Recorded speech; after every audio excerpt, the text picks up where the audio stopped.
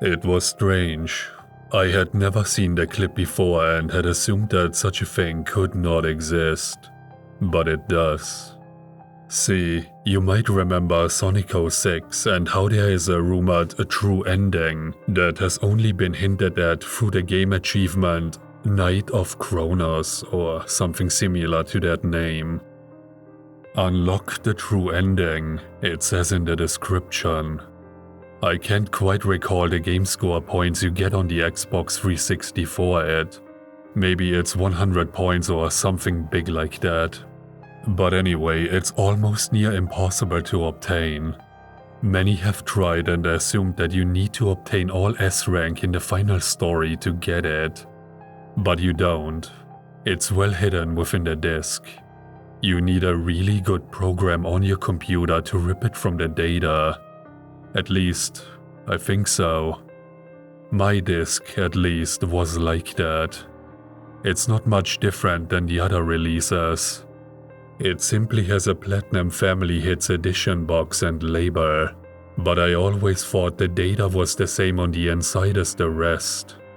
This was my second copy. The first was maimed in a freak accident with a prior 360 we had, in which the cats knocked the console off the table while running, with the disc still inside.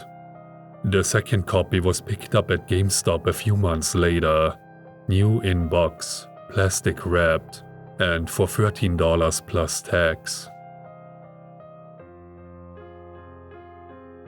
That was about 4 years ago, the day I got the replacement. That's right, no mysterious seller from eBay, no strange email addresses and discontinued phone numbers. No burned to a CD exe file, marked up with a Sharpie. No, this was a normal purchase like any other time. After years of exploiting every bug I could find and trying to find ways to extend the game time with certain characters for certain segments, I decided I wanted to try something new with my disc, ripping the cutscenes from it. I had already downloaded a standard TV quality collection of the clips before, but this time I wanted the raw files, all in HD, and perhaps without subtitles, since I enjoy making AMVs often. It's a hobby I have had since I was 14. I didn't exactly know how to rip files from an Xbox disc, as it seemed that every time you stuck the disc into a computer, it spat out a short video saying that you should put the thing back into the Xbox if you want to use it. I knew how to rip DVDs of mine, even if I sometimes goofed and got the Spanish audio and Portuguese subtitles from improperly stating what channels to rip from. Game discs were completely foreign to me, but I was lucky to have family who could direct me in the way I needed for a task like this, and eventually I ended up with the set of files to use. Finding them to be all a bit of clutter for over 100 individual video clips to be just sitting in a folder, I set to work creating subfolders, labeling them, renaming and numbering each clip properly, and sorting them by what episode each one belonged to. Shadows went with the Shadow folder, Silver with Silver, Sonic in the Sonic one, and Last Story had its own as well. It was nice to be organized. Finding my eyes to be a bit crossed from staring at all the files and renaming them, I decided to take a quick break and watch a few of my favorite moments for a while, until my eyes stopped feeling weird. My favorite moments tended to be short bits of action that just caught my eye. Mephiles twirling off screen after telling Silver to continue after Sonic. Knuckles fumbling trying to catch a video card thing, only to let it drop and promptly stomp on it. Tails sliding into view when Sonic saves Elise in Dusty Desert, waving both hands as if to say, "Look at me, I am here too." Amy being embarrassed that she mistook Silver for Sonic, shoves him back and almost off of the roof as she apologizes repeatedly, Silver flailing his arms to not fall as part of the joke. Yeah, that sort of stuff. While not the best game by any stretch of imagination, it's still a good one if you have time and patience. So, as I am sorting the clips, I notice one of the thumbnails with a strange preview image, as I could not place where in the game it was from. I had played this game back and forth for almost 6 years now, and was absolutely certain I had never seen that preview image before. Being that I had Windows 7, I grabbed the slider on the icon size and dragged it up to enlarge the icon, just to be sure it wasn't a coding error that messed up the thumbnail. Nope, clear as day. The thumbnail showed what appeared to be an earlier model for Mephiles the Dark's shadow form, something like the polygon ratio or whatever that's called, being lower than the released version of his model. This looked like something blockier than the next-gen style of character models, but more detailed than Shadow's solo game, which was the game released before next-gen. What was even weirder was that it appeared that Mephiles was hunched over, hands held to his head, and the most distinctly scared face that was possible on him. Not hyper-realistically scared, but in a way that Sega often managed to bring out a great deal of emotion in a cartoonish way. Mephiles' eyes were wide and scared-looking. His body was doubled over. He was clutching his head in both hands, and his knees looked bent in such a way to suggest that he was too scared to stand up properly.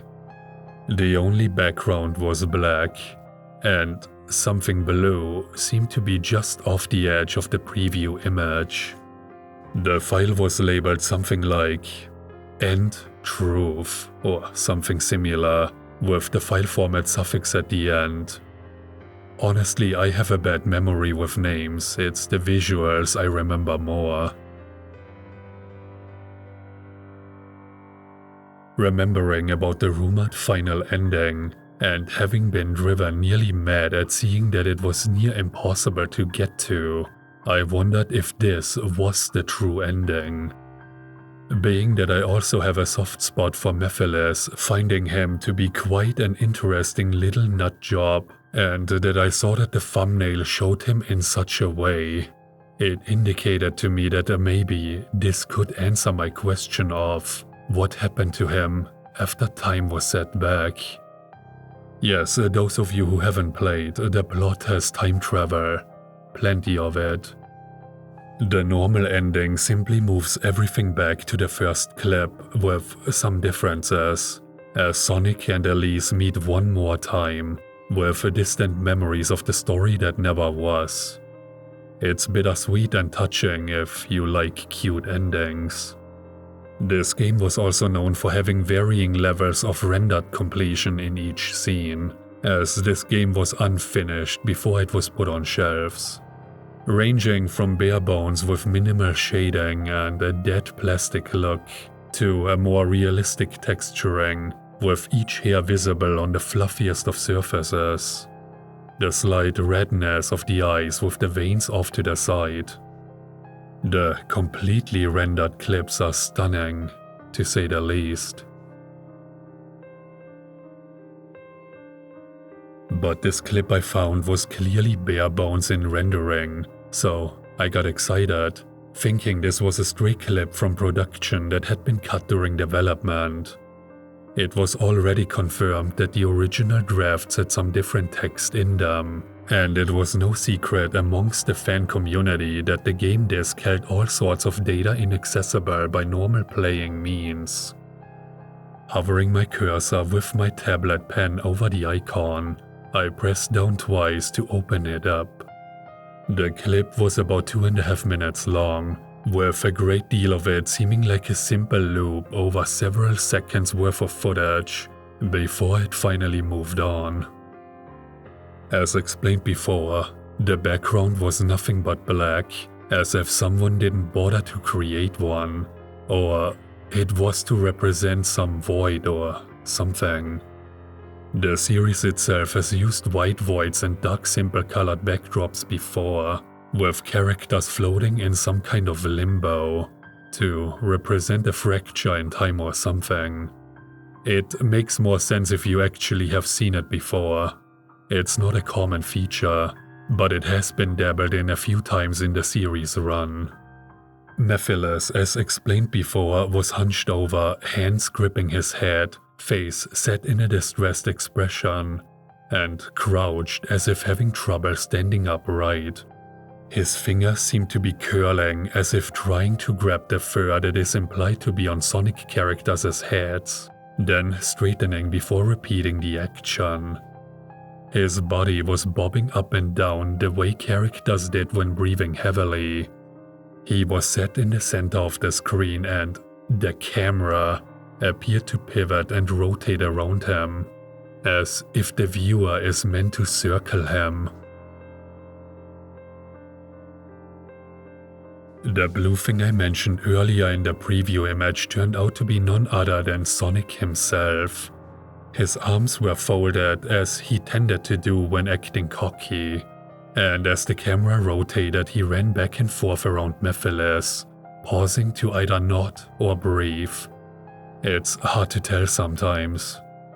His face held an expression that wasn't particularly unusual, but still seemed off, considering Sonic was well known as being a rather optimistic and rarely grudge-holding type of fellow. The expression was simply his eyes being less rounded than usual, which was almost like the glare he occasionally had when either bested or suspicious of someone, and his mouth seemed to be set at simply an at-rest position, as if he wasn't sure whether to grin or frown. The audio was somewhat jarring. It was hard to understand, but it sounded as if someone had taken some laughter clip and slowed down the tempo and lowered the pitch, and accompanied it with what could have either been gasps or moans of a higher tone. This repeated for at least 2 minutes before fading to black, then swiftly bringing up another clip entirely. This time it was a fixed view of Mephiles sitting on the black floor, large hands either folded or wrapped around himself. At first glance I mistook it for a straitjacket before I realized his hands are just big, much like any other character in the series. His expression is now set in his more well-known mildly peeved glare, staring ahead as he rocked himself back and forth, wiggling his feet as some sort of tick, and allowing himself to be rather limp as he rocked forward and backward. Now, the audio has changed at this point, and in the same tone and style, I can hear a deep and dragged out "You're too slow," as a garbled mess repeating for the next half a minute as Mephiles continued his action. Realizing that the words come from Sonic's taunt in his appearance in Super Smash Bros. Brawl, I wondered if the laughter was also an altered version of Sonic's voice. Then I started to really think about the clip once it ended. Of all the people to be featured with Mephiles, why Sonic, who never met him face to face, despite having been killed once before by him? If this is the true ending, where is this taking place? Is Mephiles imagining all this? Maybe he really is insane, or an apparition of Sonic is haunting him. Did Sonic take a moment before time was reset to do this? Is Mephiles stuck in some sort of void from now on, haunted by his own broken mind?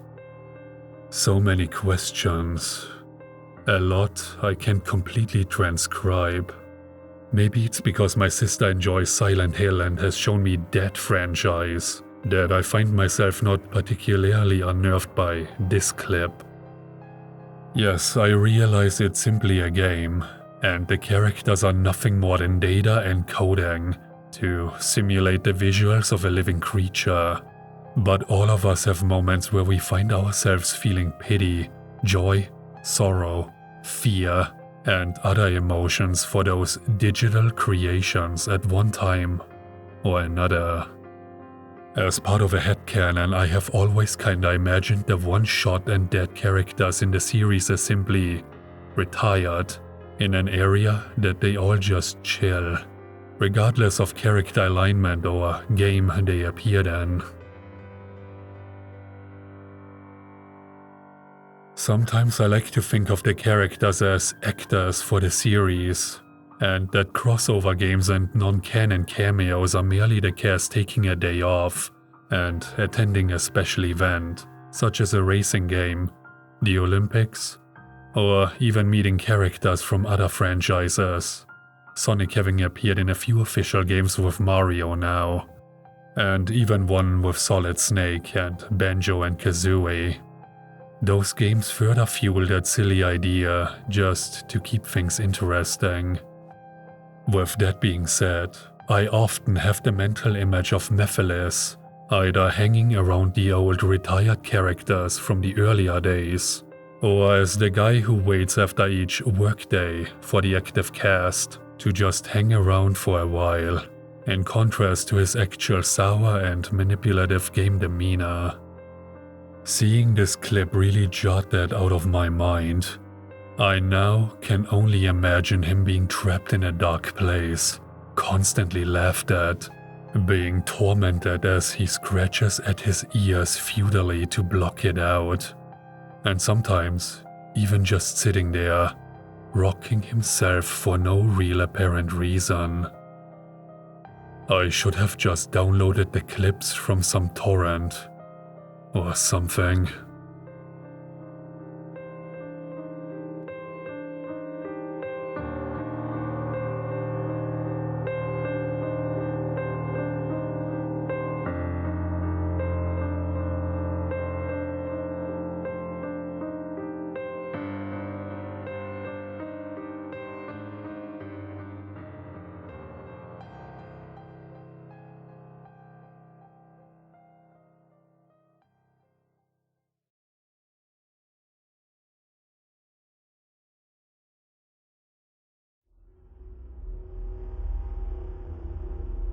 If you enjoyed this video, please leave a like, comment, and subscribe to the channel, because there are more chilling tales to be told.